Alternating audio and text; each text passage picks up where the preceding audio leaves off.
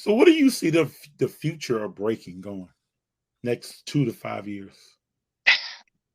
It's going to have a smaller market, I would say, meaning because of the boom everybody has been used to over the COVID-19 phase, the pandemic phase. Parts of the country being shut down over the past 2 years, more so than others. People working out of their homes, buying from their homes as well more frequently. You know, I think that people are starting to find the breakers that they trust, the breakers that they enjoy the most. They're not just out there, spending money on just about anything to collect because cards are hot right now and the market's high. Market's not high anymore. Market's sort of leveled out a little bit. For the general collector, you're happy with it. For us that are right in the middle of the hobby, we're happy with how the hobby is.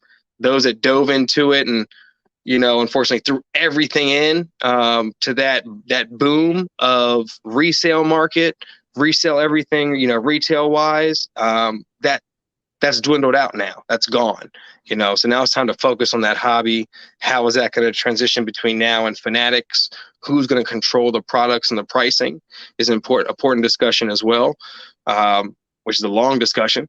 Also, when it comes to products, how to get your hands on products. But that's a big piece of it. But breaking's going to stay strong. It's just going to be a smaller amount of breakers out there that stay healthy within this hobby. Do you think that card prices going down is affecting the demand or people looking to join more breaks? I think it's great. I think it's great that card prices are going down. It's, for the consumer, if I want to just buy a pack of cards or buy a box of cards to open as well, not just as the breaker. I mean, it affects as both sides. It's the scale moves with it. You just have to find, as a business owner, if you're looking to make profit off of boxes or, you're looking to move boxes, you're looking to be a breaker, offer that service to other people. Sometimes you have to take different directions. You have to open baseball product during baseball season. You got to open basketball and football during those seasons. You also have to have your single collection as well of slabs and stuff that you invest in that are liquid.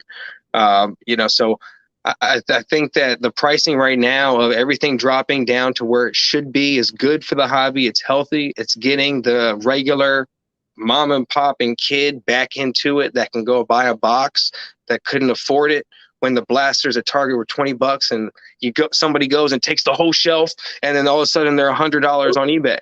It's like, come on. That's true. Very true.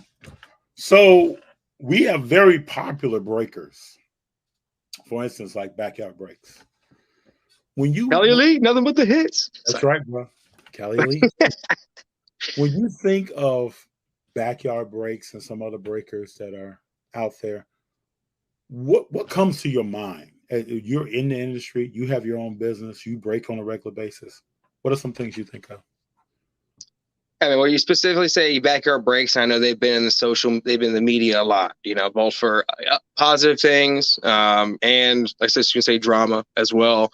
Not to be, specific into, any specific occasions, but, there's lots of breakers out there that are just great, great for the hobby. They are always showing positivity, showing positivity, never in the drama. I just talked to Mama Breaks last week.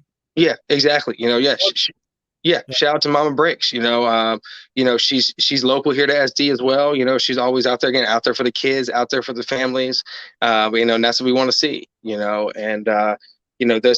There's you can be big and not put yourself into that drama, social media aspect, or even put your foot in the door of certain conversations. And I think that some of the bigger companies that do a lot of these, high value chaser packs, things that you're really a needle in a haystack to try to hit.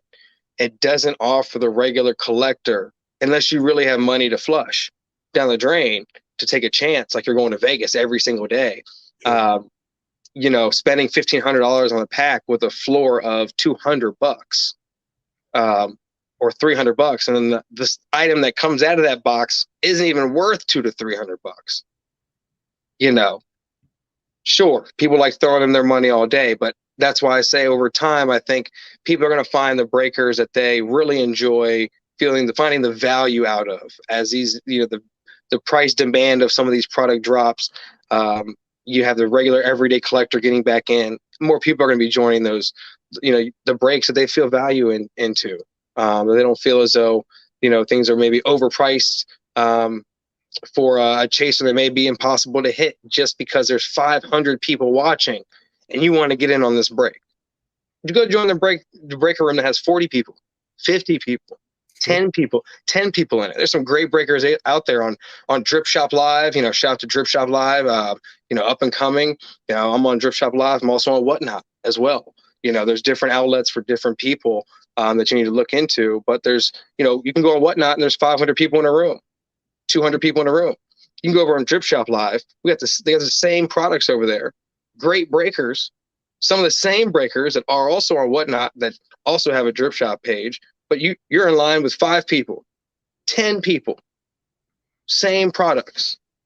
So you just got to find those people that you can offer what you want, can offer that value. When you talk to other breakers, I know in content creation, people say sometimes, well, I make the content that's going to give me more views, more subscribers. And so I'm kind of locked into that. If I go outside of that, less people may watch me. I always had a philosophy that I kind of show what I do and I make what I think should be made. And everything I make is not for a subscriber or for a view, but it's something that I think I have a creative side. That's something that should be made. Do you ever have conversations with other breakers where they feel like we talked about before, the drama may make them more popular, so they feel like they need to go that route instead of maybe another route? So yes, it's more so of, we have these, breaker chats, you can say, where a lot of us breakers are on there, 10, 15, 20 of us behind the scenes, no one knows about. And sometimes you get to hear the tones of people, their real visions. So when other people ask questions on certain things, other people get to share their insights and discussions and experience with other breakers, things from behind the scene at events and stuff that you may or may not see. And there's a lot of stuff going on out there, that is very dirty within the hobby, and there are people that like to throw themselves in the drama. They're okay stealing cards and coming right back the next day and going right back on camera and acting like it never happened, because they get more followers that way. Oh, more people are going to follow me if they think we're stealing cars to see if we're going to do it again, right? Then they're probably going to just buy into a break. Right? There's some controversy. Yeah, some controversy there. So, it's all is negative publicity, good publicity. To some people, yeah. Is all publicity good publicity? No. I don't think so. And I like to put only the real content that I like out there.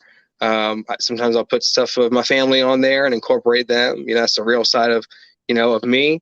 But I'm always me when I'm doing my posts, or my social media at my shows. That's just me in real life right there.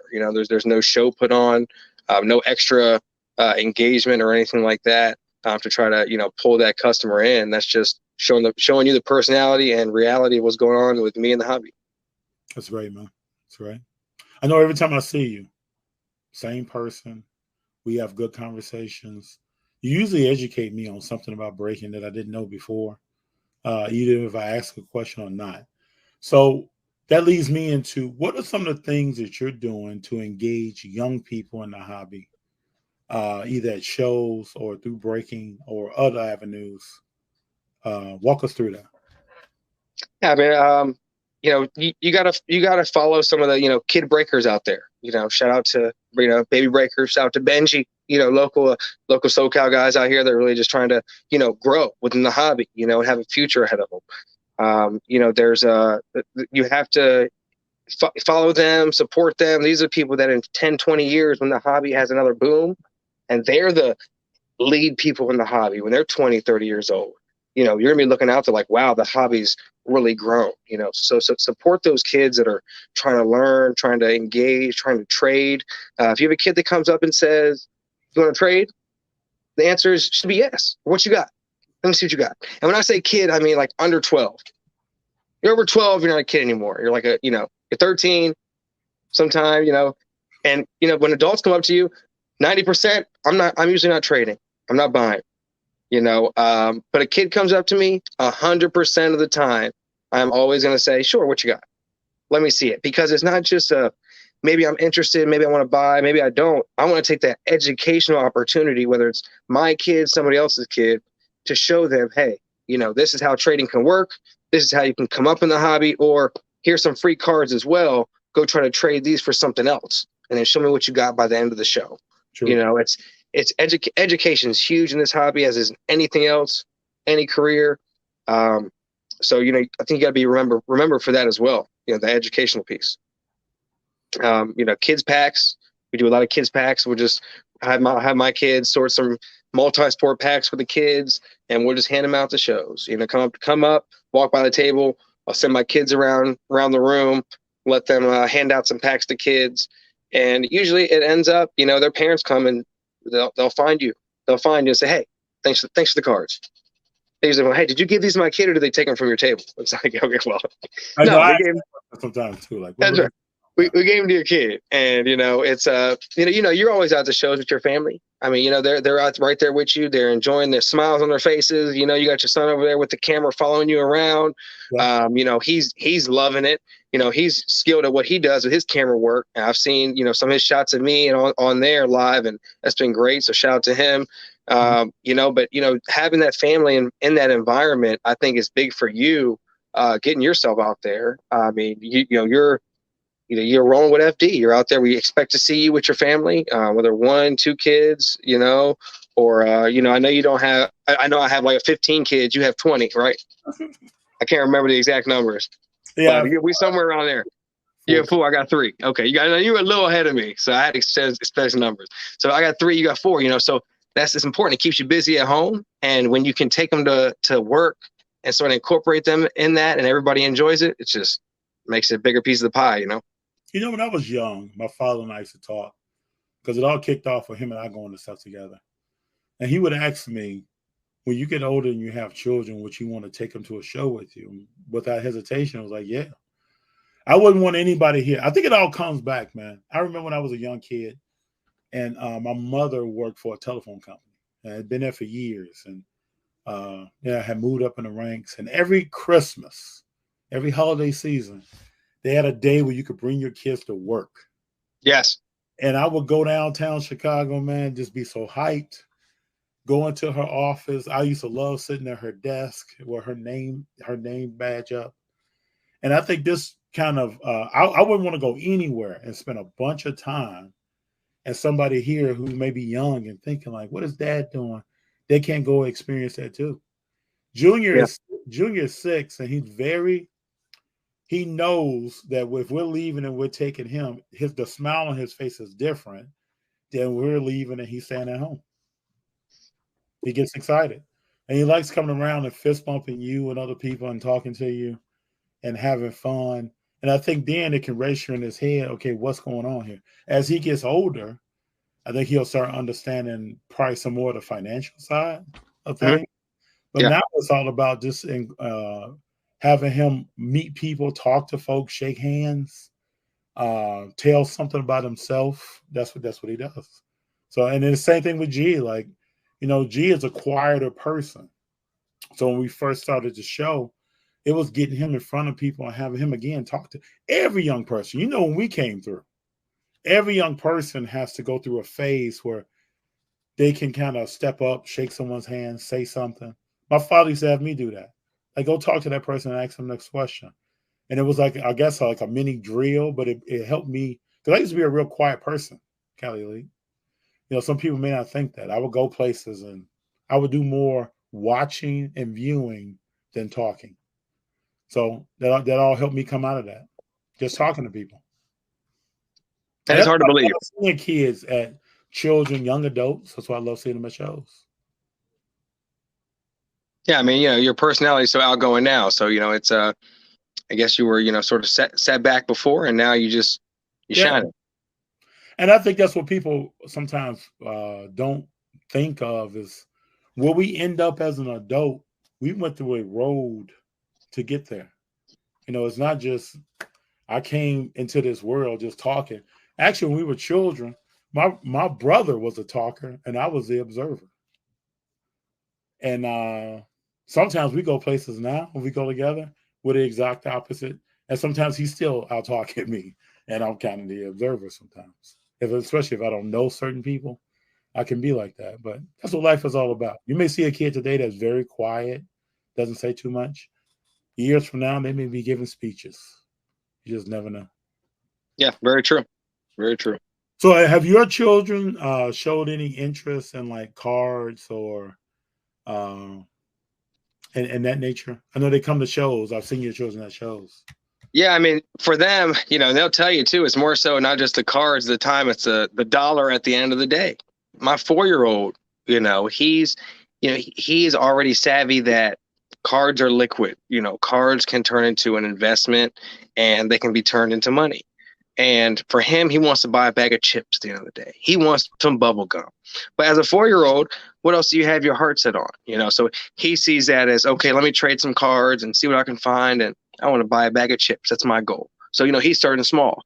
A 7-year-old, he's more so starting to see a little bit of, okay, I can trade, but he doesn't understand the value of the cards. He's at the age of, like you said, you're trying to teach them the value aspect of it. Not just everything's $1, everything's $5, or everything's 10. So now comes that educational aspect of they've shown the interest. They see that dad does it as a business. Now they only want dad to do it when they don't want to go to the park or they don't want to do something else. Then daddy's always doing cards in that case. Oh, you're always doing cards, dad. Yeah. And any other time they want to say, hey, dad, you want to come trade? And they'll get their box out and we'll sit in the living room and we'll trade cards. And, I'll try to teach them, hey, that's not enough. You got to give me at least a couple more cards for this one that you want. Those guys are nobodies. Yep. Give me a card I want. You can't just give me any card. You have to give me something that I want as the person trading you. So starting with those little lessons, are important and just having fun with it. And sometimes those are key attributes that some adults don't get. You can be talking to someone about trading cards and they're offering you some stuff. Sometimes it's like, Yeah, I want it. Interesting. But this is a $5,000 Mahomes. I'll give you a $5,000 Mahomes for that. It's $4,500 your price, but I don't want it. It's a trade up, but I don't want it. True. So you never know. You can't force a trade on someone. You got to be engaged in it. Very true. We got Larry Pringle. With Fanatics taking over the next few years and their direct to consumer model, well, how do you believe it will affect the breaking business community? That's a good question. That's a very good question. So I think Fanatics, from speaking with Fanatics and working with some of the distributors right now, and just when products coming in and accessing products, is they're looking to sort of take over all aspects of the industry, all directions. So from the storefronts that are selling the products to the breakers, there's distributors that are controlling that market in the middle of price, values, what products available, telling you there's no products available when there actually are cases and cases in the back. They just want to wait until they can increase the price another 30%. So Fanatics is really trying to cut out those middlemen, those third parties, take control of their hiring breakers themselves. They're getting their foot into all the storefronts, distributing directly, opposed to through these small third party people you're going to start seeing that are phased out. Just because that's how the hobby is transitioning. They're going to have to find something else to do within the industry. Those guys that are providing some of these breakers or hobby shops boxes, they're not going to be providing boxes to these hobby shops and breakers anymore because they won't have the account access to do so. Fanatics is actually going to be cutting them out and operating directly. So if you have someone delivering cases of Panini products to your store, they're in a Fanatics t-shirt.